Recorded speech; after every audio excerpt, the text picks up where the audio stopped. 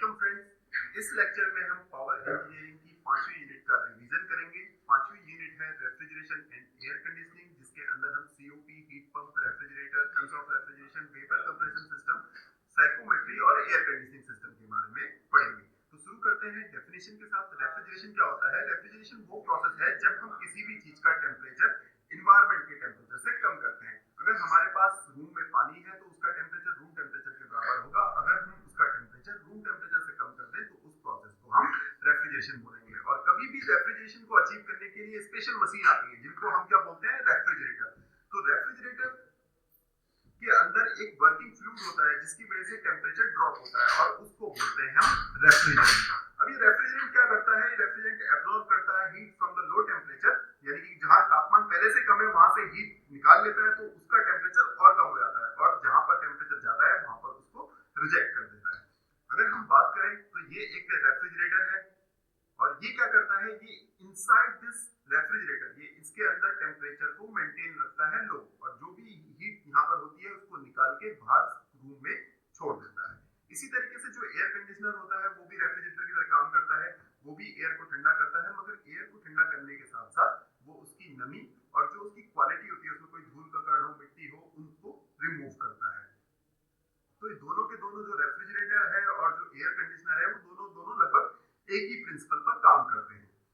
अब बात करते हैं कोफिशिएंट ऑफ परफॉर्मेंस की। तो जितने भी रेफ्रिजरेटर होते हैं या एयर कंडीशनर होते हैं, इनकी अगर हमको परफॉर्मेंस बतानी होती है तो इसको हम बताते हैं with the help of coefficient of performance, जिसको बोलते हैं हम सीओपी। अब ये सीओपी की वैल्यू एक से ज्यादा हो सकती है।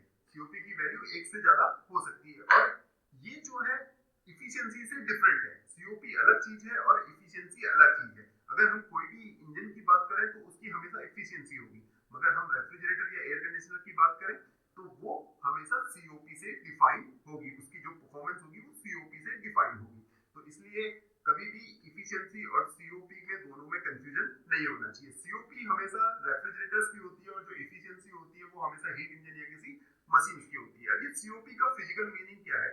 सीओपी डिफाइन, जैसे हम इफिशियंसी की बात करते हैं तो इफिशियंसी होती है आउटपुट अपॉन इनपुट, जबकि जो सीओपी होती है वो होती है desire effect upon work required, कि हमको कौन सा इफेक्ट चाहिए डिवाइड बाय उसके लिए हमको कितना वर्क सप्लाई करना पड़ता है। जो सीओपी होती है ये रनिंग कॉस्ट बताती है। रनिंग कॉस्ट कैसे बताती है? कि कितना खर्चा आएगा अगर कोई रेफ्रिजरेटर चल रहा है तो, और जितनी ज्यादा वैल्यू सीओपी की होती है जो उसका रनिंग कॉस्ट होती है वो उतनी कम होती है। अगर मान लो सीओपी 4 है एक रेफ्रिजरेटर की और दूसरे फ्रिज की सीओपी 6 है, तो जो 6 जिसकी सीओपी है उसको चलाने में हमारा जो बिजली का बिल है वो कम आएगा, यानी कि सीओपी जितनी ज्यादा होगी हमारा जो खर्चा होगा उसको रेफ्रिजरेटर को चलाने के लिए में उतना ही कम होगा।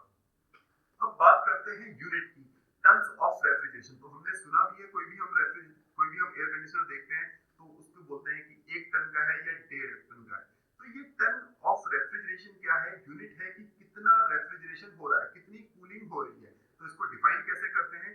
अगर हमारे पास 1000 केजी आइस हो या 1 टन आइस हो और उसको हम रूम में छोड़ दें, जो 0 डिग्री सेंटीग्रेड बर्फ से 0 डिग्री सेंटीग्रेड लिक्विड में कन्वर्ट हो जाए, तो जितनी हीट वो एब्जॉर्ब करेगा वो कहलाएगा 1 टन ऑफ रेफ्रिजरेशन। अगर बीटी यूनिट में बात करें तो उसकी वैल्यू होती है 12000 बीटीयू पर आवर, और अगर उसको किलोवाट में बात करें तो उसकी वैल्यू होती है 3.5167 किलोवाट। तो कोई भी रेफ्रिजरेटर है उसकी कैपेसिटी किससे डिफाइन होती है? टन्स ऑफ रेफ्रिजरेशन में, जिसको शॉर्ट में लिखते हैं हम टीआर। तो टीआर 1 टीआर का मतलब है कि कैसे कैलकुलेट किया है 1 टीआर को? अगर हम क्या करें, 1 टन आइस को लें जो 0 डिग्री सेंटीग्रेड में जब वो मेल्ट करेगी 24 घंटे में, जब वो 24 घंटे में मेल्ट करके 0 डिग्री सेंटीग्रेड के वाटर में कन्वर्ट हो जाएगी, तो जितनी हीट वो एब्जॉर्ब कर रहा है तो वही कहलाता है 1 टन ऑफ रेफ्रिजरेशन। अब बात करते हैं ये रेफ्रिजरेटर जो होता है वो काम कैसे करता है, वो कौन सा प्रिंसिपल है जिस पर ये रेफ्रिजरेटर काम करता है? तो ये काम करता है क्लॉसियस स्टेटमेंट पे।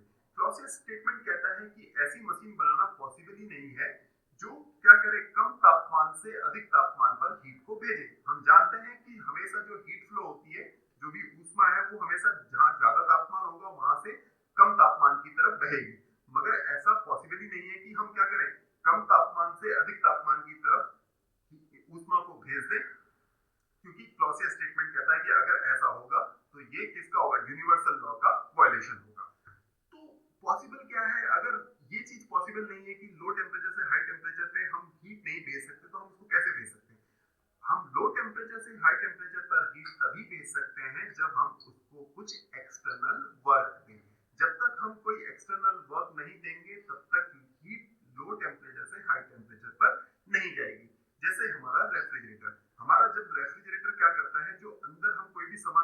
उससे हीट निकाल लेता है और वो ठंडा हो जाता है और उस हीट को वो कमरे में छोड़ देता है। तो उसके लिए उसको वर्क देना पड़ता है। कौन सा वर्क देना पड़ता है? इलेक्ट्रिक वर्क देना पड़ता है। आपने कभी भी देखा होगा कोई भी रेफ्रिजरेटर है उसको आप इलेक्ट्रिक सप्लाई देते हैं। अगर लाइट चले जाए तो आपका फ्रिज कूलिंग नहीं करेगा, यानी कि ठंडा नहीं करेगा। तो हम लो टेम्परेचर से हाई टेम्परेचर पे हीट तभी भेज सकते हैं जब हम कुछ उसको वर्क सप्लाई करें। तो समझते हैं पहले ये रेफ्रिजरेटर होता क्या है। रेफ्रिजरेटर पहली चीज वो कौन से प्रिंसिपल पे काम कर रहा है? क्लॉसियस स्टेटमेंट पे काम कर रहा है। और ये क्या करता है? ये हीट एब्जॉर्ब करता है लो टेम्परेचर से। यहाँ पर लिखा हुआ है लो टेम्परेचर रिजर्वायर, तो यहाँ से ये कितनी हीट एब्जॉर्ब कर रहा है? QL हीट एब्जॉर्ब कर रहा है, जिसके लिए ये W वर्क कंज्यूम कर रहा है। और इस हीट को ये जाकर छोड़ दे रहा है हाई टेम्परेचर रिजर्वायर पे, यानी कि इसने लो टेम्परेचर से हीट ली है और इस हीट को इसने हाई टेम्परेचर को दे दिया है और इसके लिए इसने W अमाउंट का वर्क कंज्यूम किया है। अब रेफ्रिजरेटर का काम क्या होता है? रेफ्रिजरेटर का काम होता है लो टेम्परेचर मेंटेन करना, यानी कि इसका काम है लो टेम्परेचर मेंटेन करना, यानी कि जहां लो टेम्परेचर है पहले से ही वहां से हीट निकालना और उसको हाई टेम्परेचर में प्रोवाइड कराना। अब रेफ्रिजरेटर की मदद से हम क्या करते हैं? हम किसी भी चीज को ठंडा कर सकते हैं, या वो पहले से ठंडा है तो उसको ठंडा ही रहने दे सकते हैं। अब बात करते हैं सीओपी की। मैंने अभी आपको बताया कि कोई भी रेफ्रिजरेटर है उसकी परफॉर्मेंस हम कैसे नापेंगे? उसकी परफॉर्मेंस हम नापेंगे with the help of COP. तो जैसे एफिशिएंसी थी आउटपुट अपॉन इनपुट, उसी तरीके से जो हमारी रेफ्रिजरेटर होता है इनकी परफॉर्मेंस हम शो करते हैं with the help of COP. तो सीओपी ऑफ रेफ्रिजरेटर क्या होगा? Desire effect upon work required. तो डिजायर इफेक्ट क्या है? आप क्या चाहते हैं रेफ्रिजरेटर से? रेफ्रिजरेटर से आप चाहते हैं कि कूलिंग हो और उसके लिए आपने कितना वर्क दिया? उसके लिए आपने W वर्क दिया। तो यहाँ पर जो हमारा डिजायर इफेक्ट था वो था कूलिंग इफेक्ट और उसके लिए हमने W अमाउंट ऑफ वर्क दिया। तो जब हमने क्या करा? QL अमाउंट ऑफ हीट यहाँ से निकाली तो यहाँ पर और ज्यादा कूलिंग हुई। तो हम सीओपी ऑफ रेफ्रिजरेटर लिख सकते हैं QL अपॉन W, क्योंकि हमने यही हीट तो यहाँ से लो टेम्परेचर से निकाली है QL और इसके लिए हमने W वर्क सप्लाई किया। तो सीओपी हो गई QL अपॉन W। अब W को हम क्या लिख सकते हैं? W को हम QH माइनस QL भी लिख सकते हैं, क्योंकि ये जो जब यहाँ से QH है और QH किससे मिलकर बना है? QL प्लस W, और यहाँ से अगर हम W की वैल्यू निकालना चाहें तो वो आएगी QH माइनस QL। तो यहाँ पर हमने W की वैल्यू रख दी है QH माइनस QL। अब बात करते हैं जो दूसरी टर्म आती है वो आती है हीट पंप। अब रेफ्रिजरेटर हम कब यूज करते हैं? रेफ्रिजरेटर को हम तब यूज करते हैं जब बहुत ज्यादा गर्मी पड़ रही हो कूलिंग के लिए। मगर जो एक दूसरी डिवाइस है हीट पंप, ये भी क्लॉसियस स्टेटमेंट पे काम करती है। ये भी क्या करती है? लो टेम्परेचर से हीट एब्जॉर्ब करती है और उस हीट को हाई टेम्परेचर पर दे देती है with the help of external work. जब हम कुछ एक्सटर्नल वर्क सप्लाई करते हैं तो लो टेम्परेचर से हीट लेती है और हाई टेम्परेचर पर दे देती है। मगर इस हीट पंप को हम सर्दियों में यूज करते हैं। बहुत सारी, इंडिया में तो इतनी ठंड नहीं पड़ती, मगर बहुत सारी कंट्री ऐसी है जहां पर बहुत ज्यादा ठंड पड़ती है, वहां पर हम क्या करते हैं? हीट पंप का यूज करते हैं। मगर ये जो हीट पंप है ये भी क्लॉसियस स्टेटमेंट पर काम करता है। अगर आप देखोगे तो आपको अंतर नहीं लगेगा। ये क्या कर रहा है? लो टेम्परेचर से हीट ले रहा है और हाई टेम्परेचर पे दे रहा है, जिसके लिए ये W amount of work consume कर रहा है। मगर यहाँ पर R ना लिख के HP लिखा हुआ है, इसका मतलब ये रेफ्रिजरेटर नहीं है, ये हीट पंप है। अब हीट पंप क्या कर रहा है? हीट पंप लो टेम्परेचर से हीट ले रहा है और हाई टेम्परेचर को दे रहा है, जिसके लिए ये W amount of work consume कर रहा है। तो यहाँ से हमको कंफ्यूजन होता है कि रेफ्रिजरेटर और जो हीट पंप है वो दोनों एक जैसे ही काम कर रहे हैं।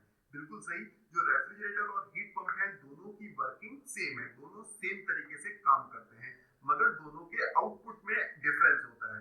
रेफ्रिजरेटर यूज करते हैं हम लो टेम्परेचर को मेंटेन करने में, जबकि जो हीट पंप है उसको हम यूज करते हैं हाई टेम्परेचर को मेंटेन करने में।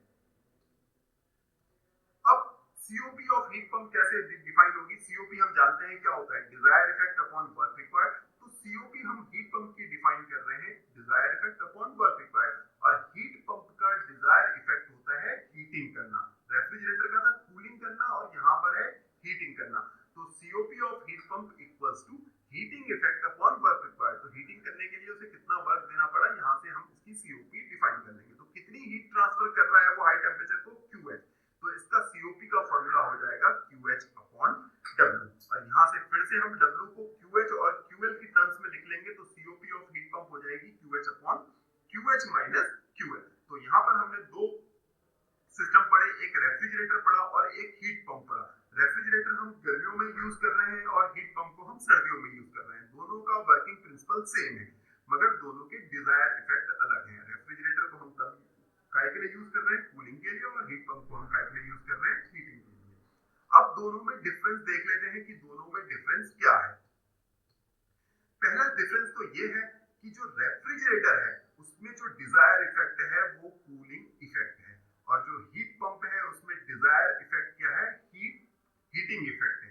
और दूसरा डिफरेंस ये है कि जब रेफ्रिजरेटर काम कर रहा होता है तो जब वो हीट रिजेक्ट करता है तो इन्वायरमेंटल टेम्परेचर को करता है, और जब हीट पंप काम कर रहा होता है तो वो जब हीट लेता है तो वो इन्वायरमेंटल टेम्परेचर से लेता है।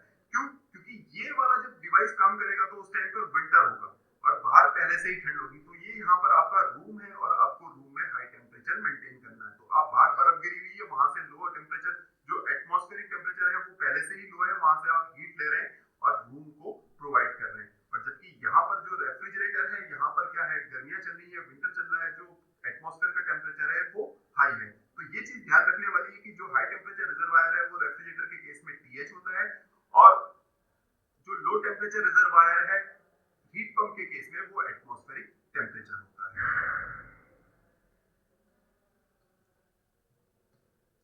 आगे बढ़ते हैं, एक फॉर्मूला है COP of heat pump equals to 1 plus COP of refrigerator. तो ये कभी कभी प्रूव करने को आ जाता है कि जो हीट पंप होता है उसकी जो COP है वो हमेशा एक ज्यादा है किससे, COP ऑफ रेफ्रिजरेटर से। तो अगर दोनों सेम टेम्परेचर लिमिट पे काम कर रहे हैं TH या TL पे, तो हम लिख सकते हैं कि जो COP ऑफ हीट पंप है वो क्या है, QH अपॉन W, और इसको हम क्या लिख सकते हैं, W को हम लिख सकते हैं QH माइनस QL। तो COP ऑफ हीट पंप हो गई QH upon QH minus QL। इसी तरीके से हम किसकी COP लिख सकते हैं, COP ऑफ रेफ्रिजरेटर भी लिख सकते हैं। तो COP ऑफ रेफ्रिजरेटर क्या होती है, COP ऑफ रेफ्रिजरेटर होती है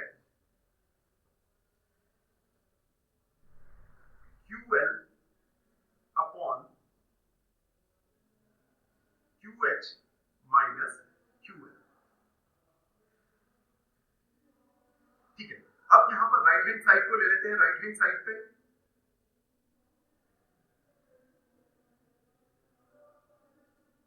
अब यहाँ पर लेफ्ट हैंड साइड को लेते हैं, COP इक्वल्स टू ये रख लिया और यहाँ पर +1 किया और -1 किया। अगर हम इसको सिंपल करेंगे, सॉल्व करेंगे, अगर -1 को इसके साथ इस एक्सप्रेशन के साथ ले लेंगे तो हमको मिलेगा ये expression QH minus QH plus QL upon QH minus QL plus 1। अगर हम यहाँ पर देखेंगे तो QH QH से कैंसिल हो रहा है और हमको मिल रहा है QL upon QH minus QL plus 1, यानी कि जो राइट हैंड साइड है वो किसके बराबर आ गया है, लेफ्ट हैंड साइड के बराबर आ गया, क्योंकि ये जो टर्म है ये COP ऑफ रेफ्रिजरेटर है। तो यानी कि COP of heat pump equal to COP of refrigerator plus 1। तो जो भी हीट पंप होगा उसकी COP हमेशा एक से ज्यादा होगी इन कंपैरिजन टू रेफ्रिजरेटर। अब बात करते हैं नेक्स्ट साइकिल की, जो है सिंपल वेपर कंप्रेशन सिस्टम। अब ये जो सिंपल वेपर कंप्रेशन सिस्टम है इसके 4 कंपोनेंट होते हैं। पहला कंपोनेंट होता है कंप्रेसर, दूसरा कंपोनेंट होता है कंडेंसर, तीसरा कंपोनेंट होता है एक्सपेंशन वाल्व और चौथा कंपोनेंट होता है इवेपोरेटर। अब कंप्रेसर का फंक्शन आप सभी को पता है, कंप्रेसर क्या करता है, प्रेशर को बढ़ाता है। ये जो कंडेंसर है ये क्या करता है, हीट को रिजेक्ट करता है टू द एनवायरनमेंट, और जो ये एक्सपेंशन वाल्व है ये क्या करती है, प्रेशर को रिड्यूस करती है, और जो ये इवेपोरेटर है ये क्या करता है, हीट को एब्जॉर्ब करता है।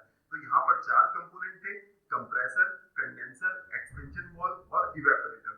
दो का फंक्शन क्या है, प्रेशर को डील करना, और दो का फंक्शन क्या है, हीट को डील करना। जो कंप्रेसर है वो प्रेशर को इंक्रीज करता है और जो एक्सपेंशन वाल्व है वो क्या करता है, प्रेशर को डिक्रीज करता है। जो कंडेंसर है वो क्या कर रहा है, हीट को रिजेक्ट कर रहा है, और जो इवेपोरेटर है वो क्या कर रहा है, हीट को एब्जॉर्ब कर रहा है। तो यहाँ पर 4 कंपोनेंट है और 4 कंपोनेंट के डिफरेंट डिफरेंट फंक्शन है।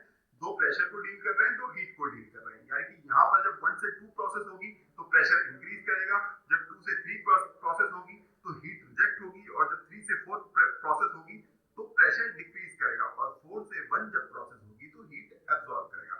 अब समझते हैं कि किस तरीके से वर्क करता है और चारों प्रोसेस के नाम क्या क्या है। तो पहली प्रोसेस होती है कंप्रेसर में, और वो प्रोसेस होती है आइसेंट्रोपिक कंप्रेशन। तो सबसे पहले जो रेफ्रिजरेंट होता है वो कंप्रेसर के अंदर जाता है, जहां वो जाकर कंप्रेस होता है, जिसकी वजह से उसका प्रेशर और टेम्परेचर इंक्रीज कर जाता है।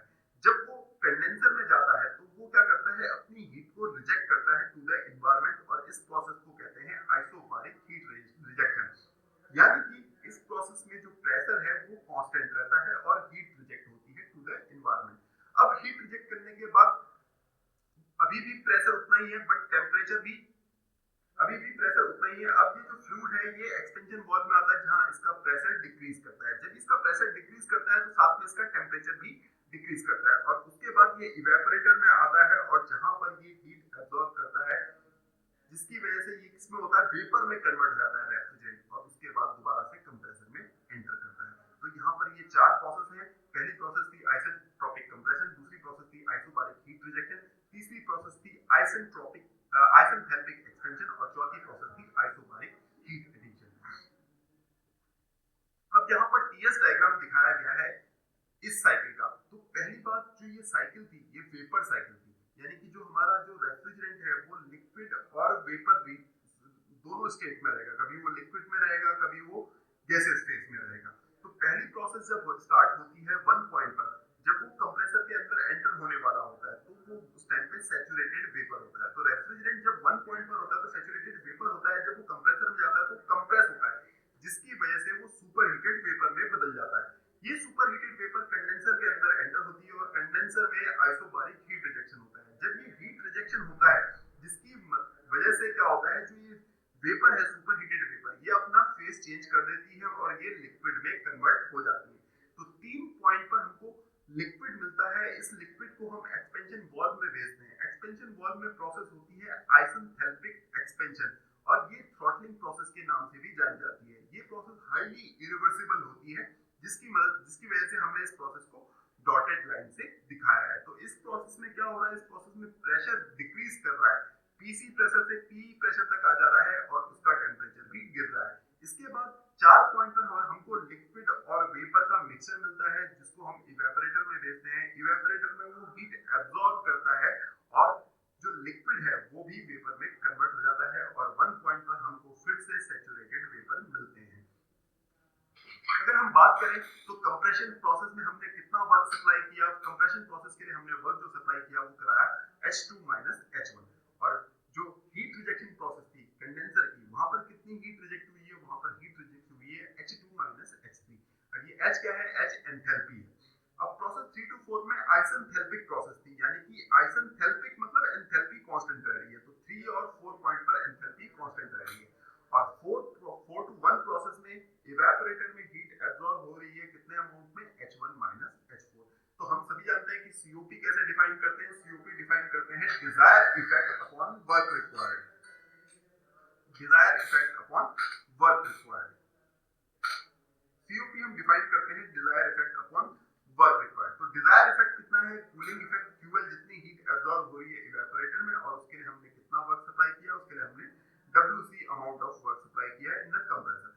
तो हमारी जो सीओपी होगी वो हो जाएगी QL अपॉन WC। QL की वैल्यू हमको पता है H1 - H4 होती है, और WC की वैल्यू H2 - H1 होती है। तो ये है फॉर्मूला सीओपी कैलकुलेट करने का वेपर कंप्रेशन साइकिल का।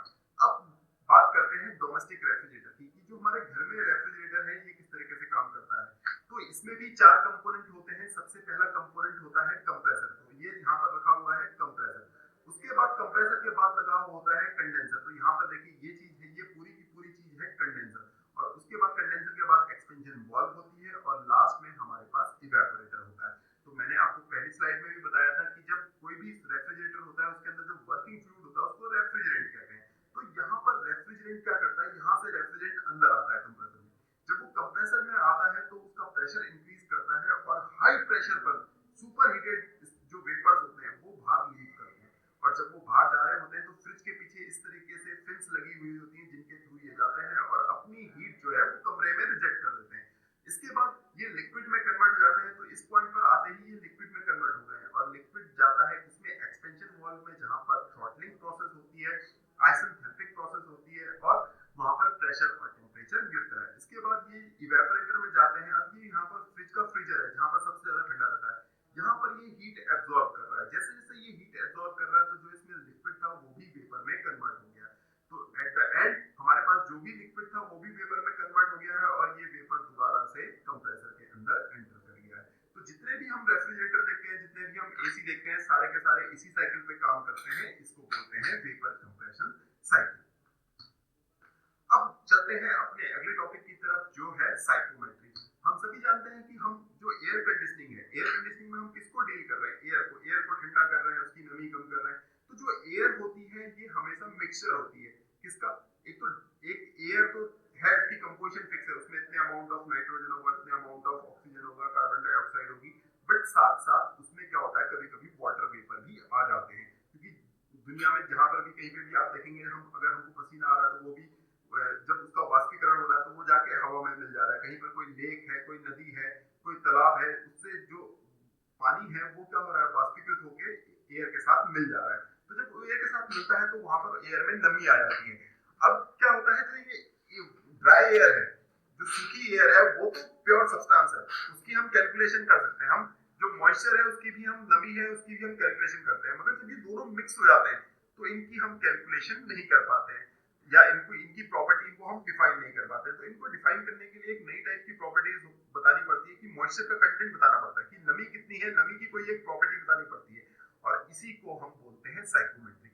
तो जो भी ये सब्जेक्ट है, जो भी ये जो नमी वाली एयर है, इसकी जब हम स्टडी करते हैं तो जो पढ़ते हैं तो इसी को बोलते हैं हम साइकोमेट्री, और जो ये प्रॉपर्टी होती है इन्हीं को हम बोलते हैं साइकोमेट्रिक प्रॉपर्टी। अब कौन कौन सी साइकोमेट्रिक प्रॉपर्टीज होती है? साइकोमेट्रिक प्रॉपर्टी बहुत सारी होती है, जैसे specific humidity, dry bulb temperature, wet bulb temperature, due point temperature, degree of saturation, relative humidity, enthalpy और एडियाबैटिक सैचुरेशन टेम्परेचर।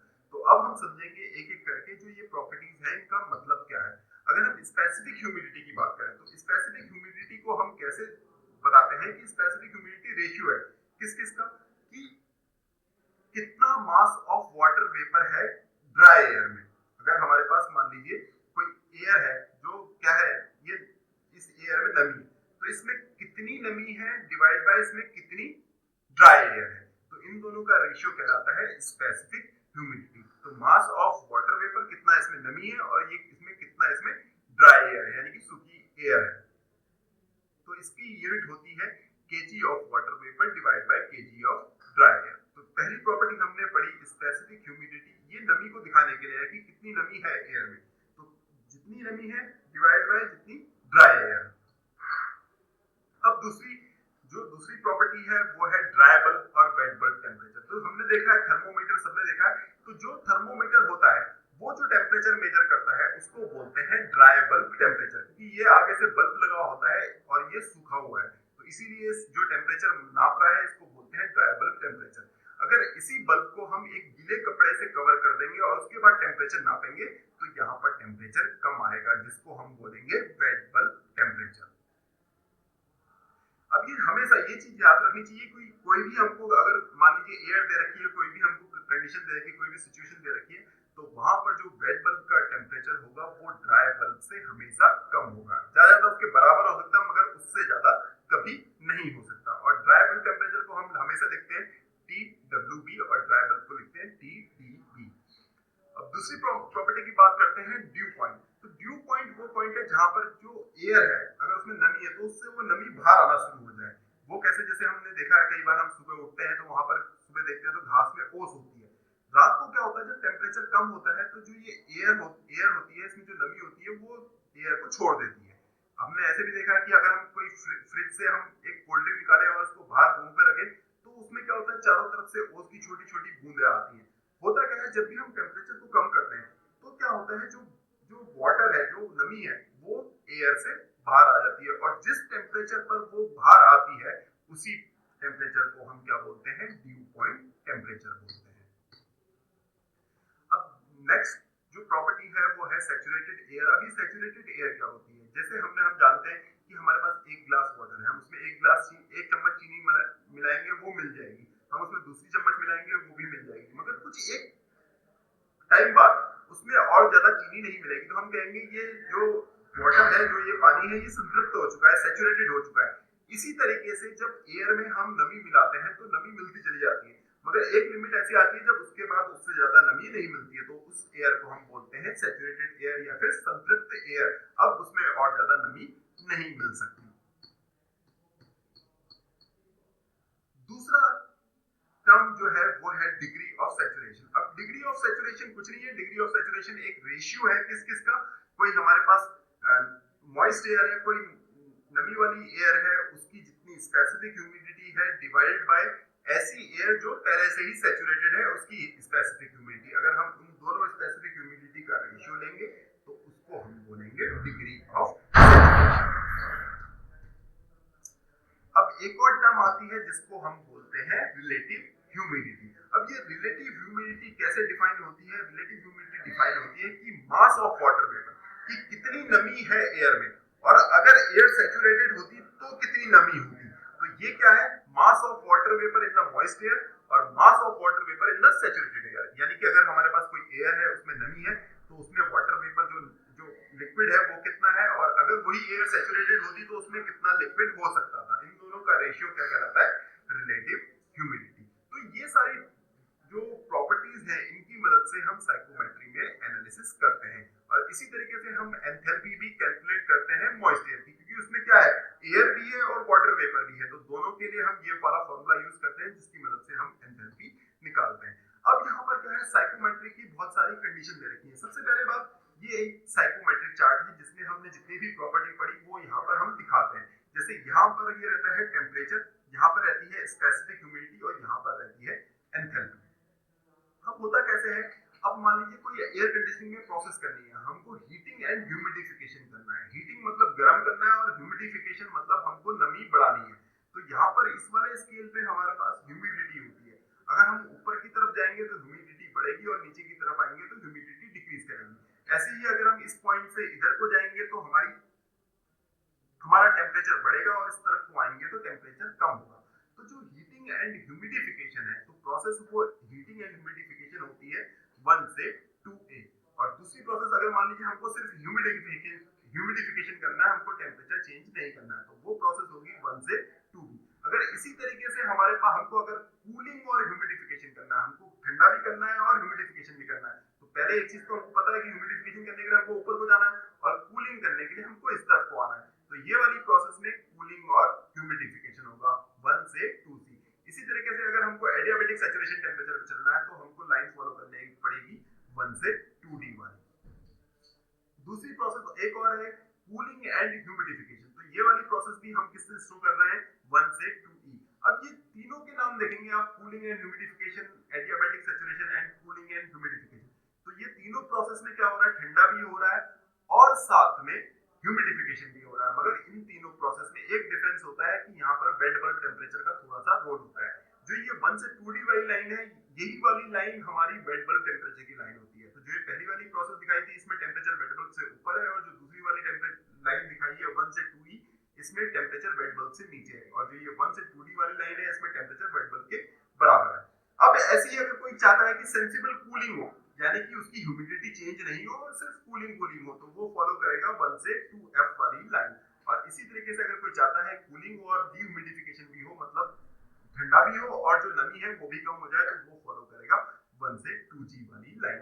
तो इस तरीके से बहुत सारे डिफरेंट प्रोसेसेस हम एयर कंडीशनिंग में अचीव कर सकते हैं जैसी हमको चाहिए। अगर हमको सिर्फ एयर को ठंडा करना है तो हम ठंडा भी कर लेंगे, अगर उसकी हम नमी को कम करना चाहते हैं तो कम भी कर लेंगे,